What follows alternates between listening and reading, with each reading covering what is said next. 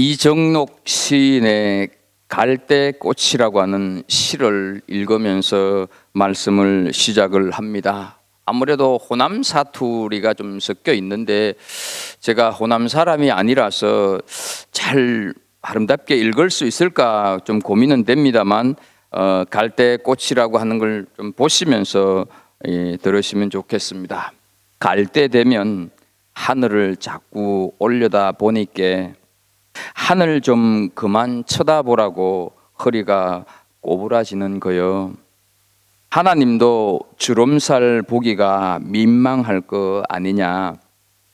요즘엔 양말이 핑핑 돌아가야 고무줄 팽팽한 놈으로 몇 쪽 사와야겠다. 양말 바닥이 발등에 올라타서는 반들반들 하늘을 우러른다는 건 세상길 그만 하직하고 하늘길 걸으란 뜻 아니겠냐. 갈 때 되면 입꼬리에도 발바닥에도 저승길인 양 갈대꽃이 펴야 어머니의 삶을 시를 통해서 인생의 지혜를 전하고 있습니다. 스쳐 지나가는 듯 던지는 어머니의 말 한마디가 고개를 절로 끄덕이게 하는 지혜가 되고 있습니다. 허리가 꼬부라진 어머니는 그 사실조차도 하늘의 뜻으로 받아들이고 양말이 자꾸 돌아가는 일상의 경험에서 인생의 깊은 진리를 깨달으면서 순응하고 있는 모습입니다. 하지만 시를 읽으면서 왠지 가슴이 아련한 느낌이 드는 것은 우리 인생도 그 마지막 시간을 향해서 열심히 다름질 치고 있기 때문입니다. 달려가야 할 길의 끝을 아는 사람, 내가 주인이 아님을 아는 사람, 기다림을 가지고 사는 사람은 그냥 살 수가 없습니다. 시험을 앞둔 학생은 밤새워서 공부를 하게 되고 납품 마감일을 아는 사람은 밤새워 제품을 만들 것입니다. 주인의 올 날을 기다리는 일꾼도 아무렇게나 살지 않습니다. 인생은 기다림 속에서 살아가는 존재이며 여기에는 우리 그리스도인들도 예외는 아닙니다. 사람은 누구나 기다림 속에서 살아갑니다. 좀 더 나은 내일을 기다리고 사랑하는 사람을 기다리며 이 성탄의 절기에 혹시 타국에 있는 자식이 불현듯 오지 않을까 기대와 설렘으로 부모는 기다립니다. 때론 그 기다림에 쏘가 울기도 하고 기다림이 주는 달콤함에 행복해 하기도 합니다. 그래서 장석주 시인은 기다림을 가리켜서 생명을 담보로 잡은 존재의 기망이며 존재에 내려지는 유죄 선고다 이렇게 말하기도 합니다. 그럼에도 불구하고 사람들은 오늘도 기다림 속에 살아가고 있으며 계속해서 미루어지는 것에 대한 기다림은 사람들을 존재하게 하는 힘으로 작용합니다. 그런데 이 기다림은 우리 사람만이 아니라 하나님도 마찬가지다 하는 사실입니다. 비록 인간이 하나님께 불순종한 죄로 에덴 동산에서 쫓겨났지만 하나님은 사랑을 먼저 펼치시고 우리가 회개하고 돌아오기를 학수고대하고 기다리십니다. 하나님께서는 에덴 동산에서 쫓겨난 인간들을 죄에서 해방시키기 위해 구원자를 보내셨고 우리는 그 구원자 메시아를 심판의 주로 재림의 날을 기다리고 있는 사람들입니다. 이 기다림이 바로 대림절이다 하는 것이죠.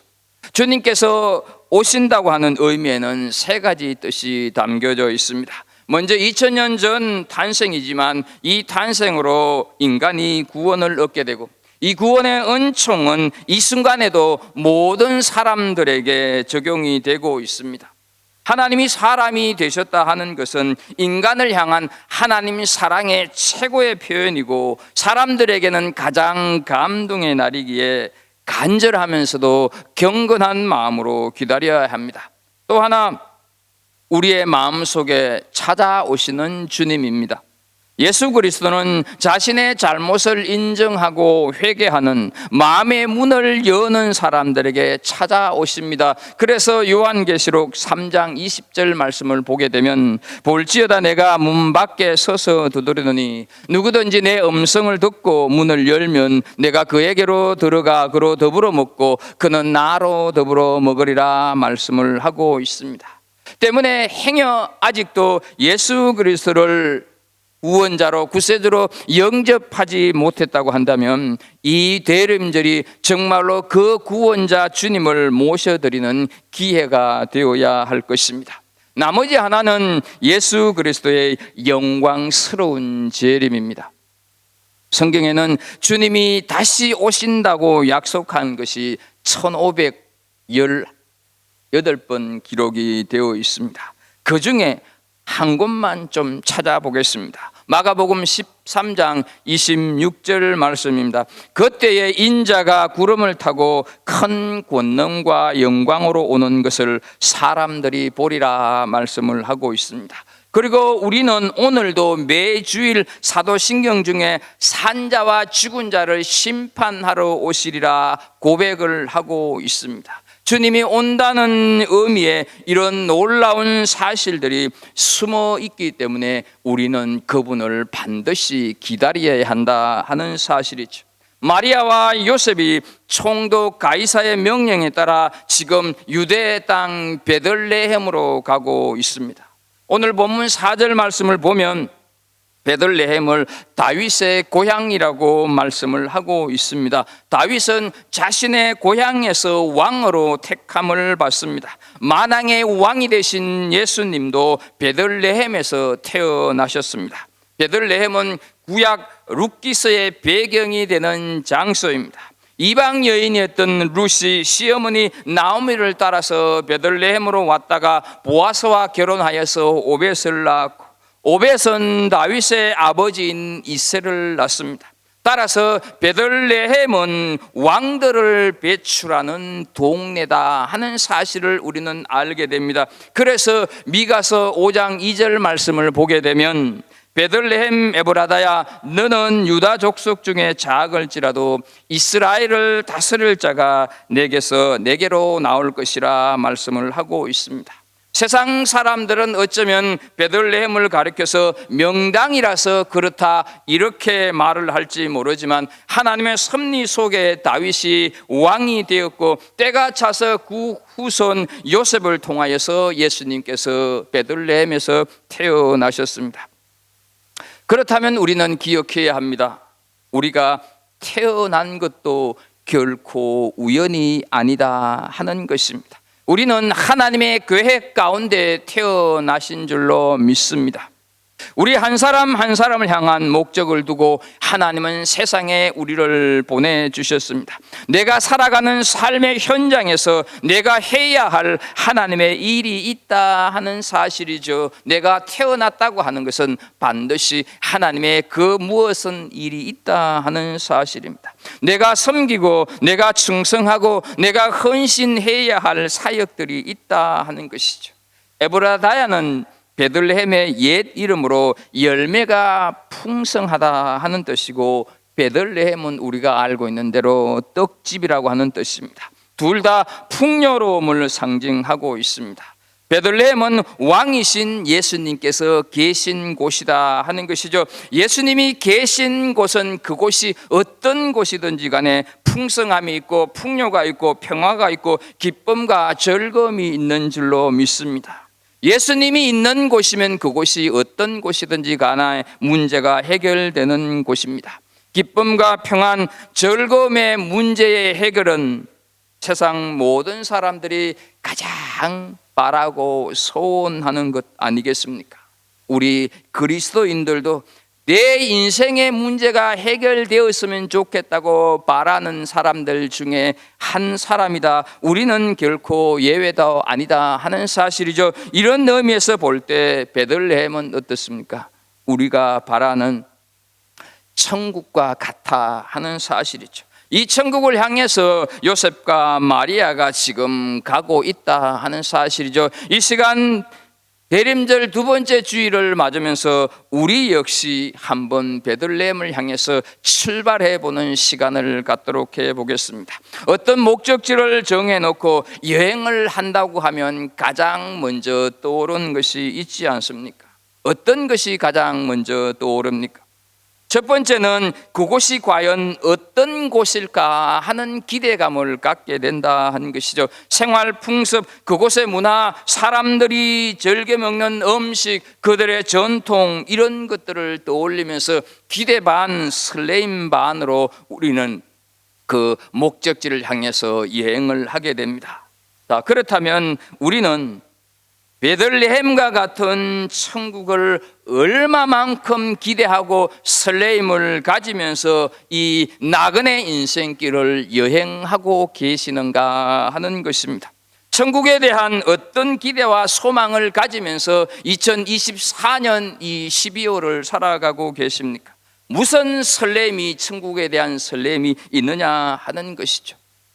천국은 생명이 있는 곳입니다. 천국은 고통이 없는 곳입니다. 천국은 눈물이 없는 곳입니다. 천국은 기쁨만 있습니다. 그래서 요한계시록 21장 4절 말씀을 보게 되면 모든 눈물을 그 눈에서 닦아주시니 다시 사망이 없고 애통하는 것이나 곡하는 것이나 아픈 것이 다시 있지 아니하리니 처음 것들이 다 지나갔음이라 말씀을 하고 있습니다. 천국은 앞서간 우리의 가족들을 볼 수 있는 곳입니다. 천국은 주님을 만나서 내 삶의 서러움을 다 털어놓을 수 있는 곳입니다. 천국은 절대로 우리를 실망시키지 않는 곳입니다. 천국은 우리가 돈을 벌지 않아도 되는 곳입니다. 천국은 이 눈치 저 눈치 보면서 자존심 상해하지 않아도 되는 곳입니다. 천국은 스트레스를 받지 않아도 되는 곳입니다. 천국은 속상해하지 않아도 되는 곳입니다. 천국은 배신당하지 않아도 된다 하는 사실이죠. 천국은 진심으로 나를 환대해 주는 곳입니다. 천국은 영원한 안식과 기쁨이 있는 곳입니다. 이 정도면 우리가 충분히 기대하고 설렘을 가질 만한 곳이지 않습니까? 그런데 우리는 세상에 너무 집착하여서 현실에 매여 있는 그런 인생길을 가고 있지 않느냐 하는 것입니다. 천국을 소망하며 사는 성도라고 말은 하기는 하는데 현실을 더 우선시하는 이율배반적인 신앙의 삶을 살아가고 있을 때가 많다 하는 사실을 우리는 결코 부인하지 못할 것입니다. 얼마 전 법륜스님이라고 하는 분이 한 고등학교 강당에서 강연을 했습니다.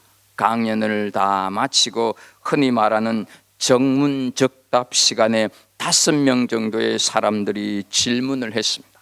그 중에 3명이 자신을 기독교인이라고 밝히면서 인생사의 문제를 그 스님에게 의논을 했습니다. 그것을 들은 저는 상당히 많이 안타까웠습니다. 기독교인이라고 밝히지 말든지 아니면 질문을 하지를 말든지 어떻게 버젓이 기독교인이라고 밝히면서 스님에게 인생사를 상담할까 싶었습니다. 여러분, 그분은요, 종교인일지는 몰라도 그리스도인은 아닙니다. 그분은 종교인일지는 몰라도 신앙인은 아니다 하는 것이죠. 요즘의 세태가 이렇습니다.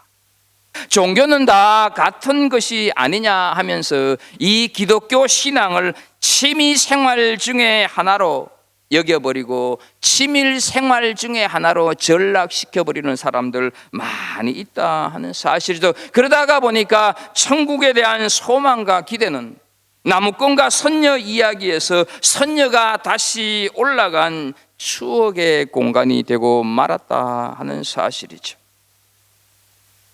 한국 전남 영광군에 염산교회라고 있습니다. 6.25 전쟁 당시 교인이 3분의 2인 77명, 77명이 순교를 당한 교회입니다. 이 교회에 2009년도에 소친한 박기덕 권사님이라고 하는 그분에게 4명의 딸이 있었습니다. 가장 큰 딸이 6.25 사변 당시 15살이었습니다. 1950년 10월 13일 네 딸이 모두 공산군에 의해서 순교당했습니다. 끌려가면서 막내 동생이 울자 이 큰언니가 울지 마라, 우리는 지금 천국 가고 있는 거야 하면서 달랬다고 합니다.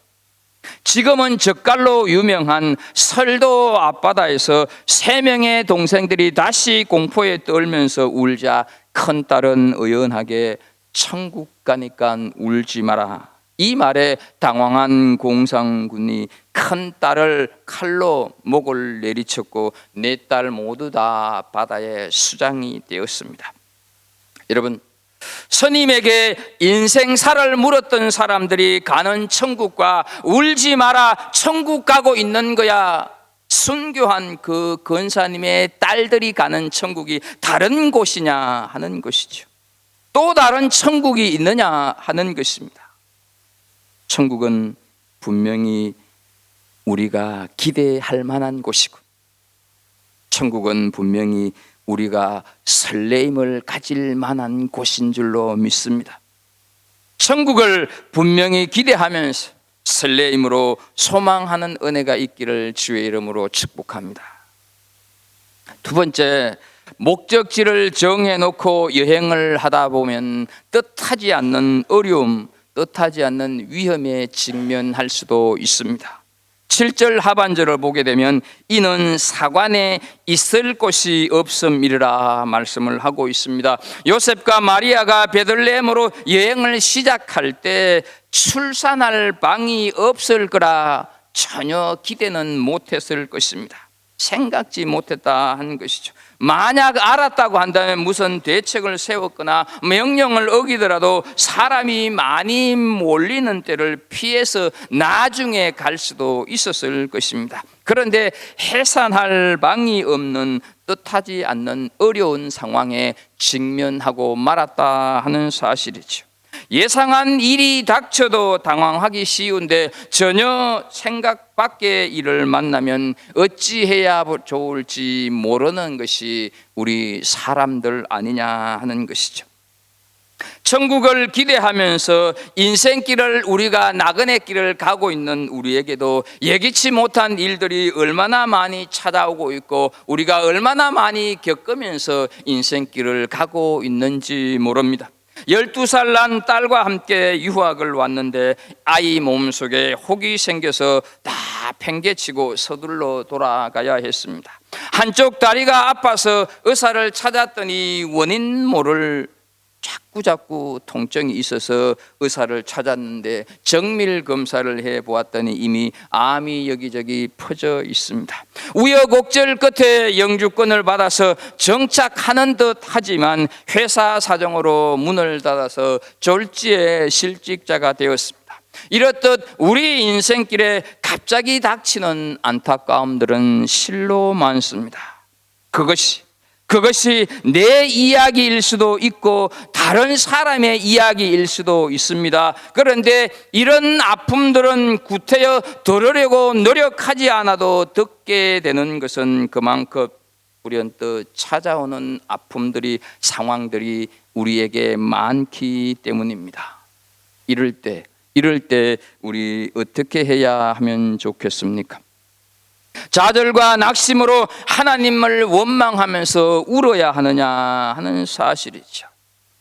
사랑하는 우리 성도 여러분, 내 인생이 이대로 무너지는 듯 해도 이때 우리가 취해야 할 자세는 내게 닥친 뜻밖의 상황을 내가 고스란히 받아들이는 것입니다.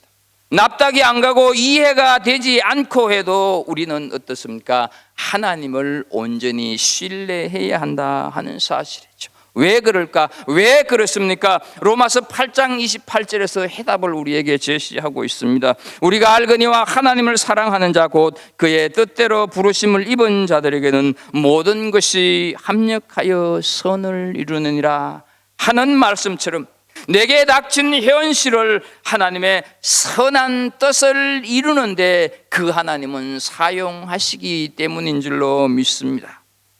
생명의 탄생의 존귀함을 세상 사람들은 다 외면을 했었지만 하나님께서는 말구유를 예비해 두셨던 것처럼 우리의 상황, 우리의 현실이 어떠하든지 간에 하나님께서는 합력하여서 선을 이루실 줄로 믿습니다. 가난한 자, 억눌린 자, 갇힌 자를 위해서 오셨다면서 예수님께서 만약 호텔 스위트룸에서 태어났다면 그게 말이 될까 하는 거죠. 앞뒤가 맞지 않습니다. 그런 분을 누가 왕으로, 그런 분을 누가 메시아로, 그런 분을 누가 구주로 받아들이고 인정하겠는가 하는 것이죠. 저 사람은 나와는 다른 세계에 사는 사람이야 하면서 아마도 모든 사람들이 다 돌아가고 말 것입니다. 우리에게 찾아오는 예기치 않는 그 무엇이라 할지라도 극복할 수 있다고 하는 믿음을 가지고 천국을 향해서 여행하시는 우리 한 사람 한 사람 될 수 있기를 주의 이름으로 축복합니다. 고린도후서 4장 8절에 보게 되면 우리가 사방으로 우겨쌈을 당하여도 쌓이지 아니하며 답답한 일을 당하여도 낙심하지 아니하며 말씀을 하셨습니다. 요셉과 마리아는 방이 없다고 하는 현실도 당황스러웠지만 그로 인한 불안과 염려는 얼마나 더했을까 하는 것이죠. 요셉과 마리아에게 있었던 인생살이의 불안과 두려움은 우리에게도 여전히 있지 않습니까? 죽음에 대한 불안도, 먹고 사는 것에 대한 염려도, 늙는 것에 대한 두려움도, 미래에 대한 소망이 없는 답답함, 건강에 대한 염려도 우리는 끊이질 않고 있습니다. 그런데요, 이 염려와 이 불안을 과연 누가 해결해 줄 수 있을까 하는 것이죠. 하늘 영광을 버리고 사람의 몸을 빌어서 성탄한 예수 그리스도밖에 없는 줄로 믿습니다. 구유에 오신 그분만이 할 수 있습니다. 이 일을 위해서 주님께서 오셨다 하는 것이죠. 베들레헴이라고 하는 천국을 소망하면서 여행하고 있는 우리에게 주님께서 오셔서 불안과 염려, 뜻밖의 소용돌이들을 다 해결해 주실 줄로 믿습니다. 우리는 지금까지 정말 많은 복을 받아왔지 않습니까? 그런데 우리가 받을 수 있는 복 중에 최고의 복이 무엇이라고 여러분 생각하십니까? 우리가 받을 수 있는 복 중에 최고의 복은 바로 하나님께서 우리와 함께 하신다 하는 복 아니겠느냐 하는 것이죠. 임마누엘의 복, 하나님께서 함께 하신다는 것을 기억할 때 하나님과 우리 사이에는 온전하고 완전한 동행이 이루어질 줄로 믿습니다. 그리고요, 하나님께서는 그 동행을 뭐라고 말씀을 하십니까? 그 동행을 형통이라고 말씀을 하고 있다 하는 사실이죠. 창세기 39장 2절 말씀을 좀 보겠습니다. 여호와께서 요셉과 함께 하심으로 그가 형통한 자가 되어 그의 주인 애굽 사람의 집에 있으니. 여러분, 요셉을 가리켜서 이 39장 2절을 보게 되면 형통하다 하기 전에 뭐라 했습니까? 여호와께서 요셉과 함께 하심으로 형통하다 말씀을 하고 있습니다. 그런데요 지금 요셉이 어떤 상황입니까? 남의 집에, 남의 나라에 노예로 팔려와 있는 상태 아닙니까? 도대체 우리 생각에 노예로 팔려온 그 상황이 어떻게 형통이라고 말을 할 수 있겠는가 하는 거죠. 조금 더 내려가서 39장 23절을 보게 되면요, 간수장은 그의 손에 맡긴 것을 무엇이든지 살펴보지 아니하였으니 이는 여호와께서 요셉과 함께 하심이라. 여호와께서 그를 범사에 형통하게 하셨더라. 여러분, 이 말씀도 자세히 보십시오. 보디발의 아내의 유혹을 받아서 어떻습니까? 요셉이 도망을 쳤어요. 그런데 도망친 그것 때문에 누명을 쓰고 옥에 지금 갇혀 있는 상태 아닙니까? 그런데 무슨 옥에 감옥에 갇혀 있는 사람을 두고 형통하다고 하는 것이 말이 되느냐 하는 것이죠. 그런데요, 여호와께서 요셉과 함께 하심이라. 그래서 요셉이 지금 형통하다 하는 것이죠. 우리는 형통하다고 하면 뭔가 잘 되고 있는 그 어떤 결과를 형통, 내 마음대로 내가 원하는 대로 잘 이루어지는 것을 우리는 형통이라고 말을 합니다. 그러나 성경은 어떻습니까? 목적지에 지금 내가 가고 있는 그 과정을 가리켜서 형통하다 말하는 것이죠. 그 목적지를 가면서 어떠한 상황이 닥치느냐, 그게 중요한 것이 아니라 그 현실 속에 하나님이 함께 하시느냐 아니냐, 그것을 두고 형통이다 말씀을 하고 있다 하는 사실이죠. 힘들고 현실이 감옥 같고 내 삶 가운데 생각지도 못한 일들이 일어나는 과정 속에 있다 할지라도 지금 하나님과 함께 있다면 너는 형통하다, 너는 형통하다 하는 것입니다. 사랑하는 우리 갈보리 식구 여러분, 형통하십니까? 주님과 꼭 형통하실 수 있기를 주의 이름으로 축복합니다. 인생의 기한은 우리가 정할 수가 없지만 인생의 넓이와 깊이는 우리가 정할 수가 있습니다. 얼굴 생김새는 우리가 결정할 수가 없으나 내 얼굴의 표정은 내가 결정할 수가 있습니다. 하루하루의 날씨는 내 마음대로 못해도 내 영혼의 영적인 기상 상태는 내 스스로 만들 수 있습니다. 우리 자신의 힘으로 할 수 있는 일들도 감당하기에 바쁜데 우리는 우리가 할 수 없는 것들로 인하여서 염려하고 걱정하는 일이 얼마나 많느냐 하는 사실이죠. 베드로전서 5장 7절에서 말씀하지 않습니까? 너희 염려를 다 주께 맡기라. 그가 너희를 돌보심이라 말씀을 하십니다. 염려는 내가 할 수 없는 것들을 내가 하려고 할 때 생기는 것입니다. 예수님께서는 분명 마태복음 6장 27절에서 말씀을 하십니다. 너희 중에 누가 염려함으로 그 키를 한 자라도 더할 수 있겠느냐 말씀을 하십니다. 굳은 날이 오면 어쩌나 하면서 맑은 날부터 미리 굳은 날이 오면 어쩌나 염려하지 않기를 바랍니다. 하나님께서는 우리의 모든 것을 아시고 환난에서 이기는 방법을 주셔서 베들레헴으로 무사히 여행을 하게 할 줄로 믿습니다.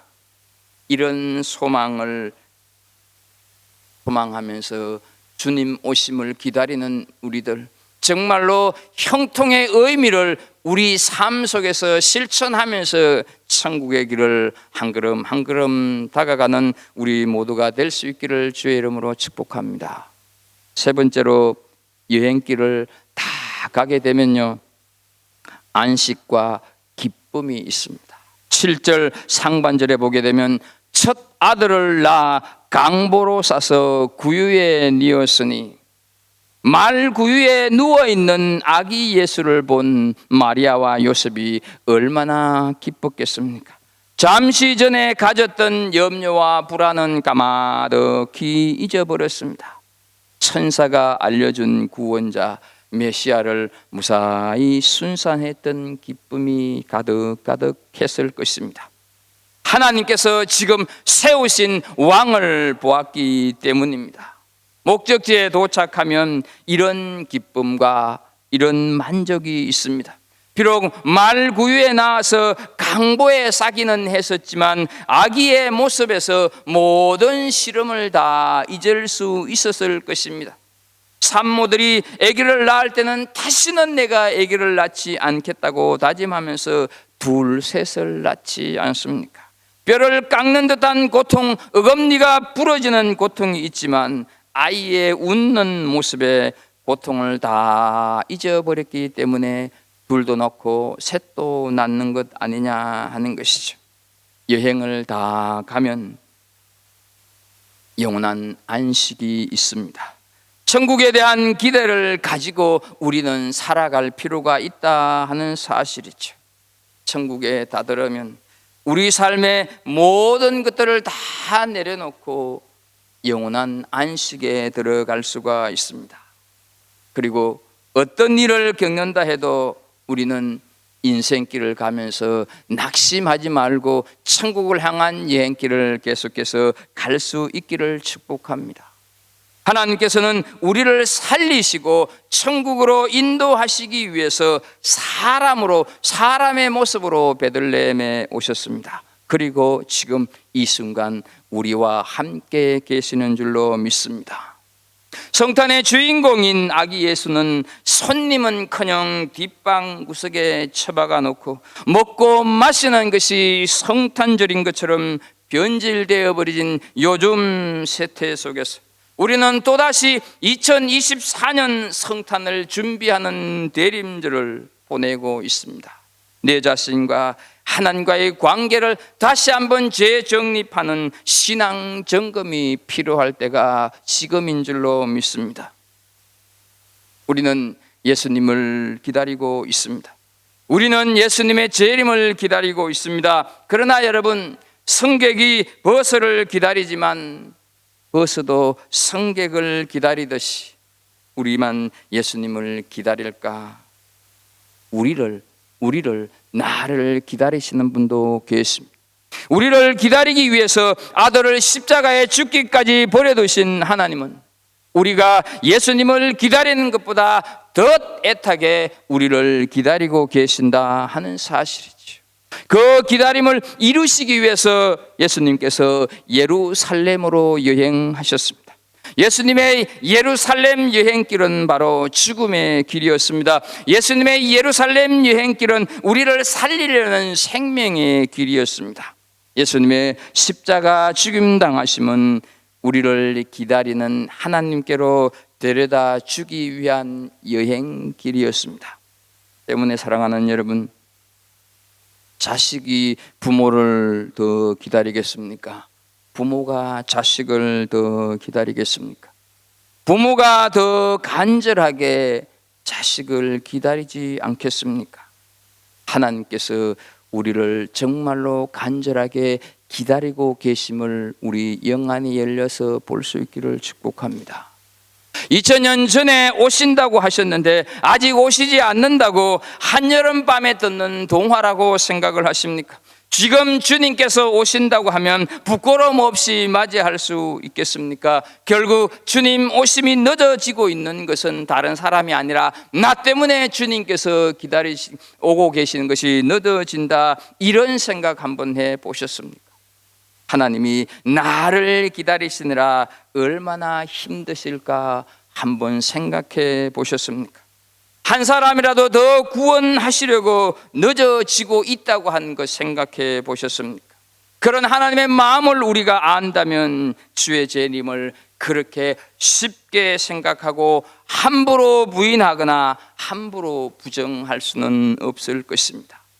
우리 인생의 여행을 다 하는 날까지 기대와 설레임을 가지고 그분 오심을 맞이할 수 있는 은혜가 있기를 주 예수 그리스도 이름으로 축복합니다.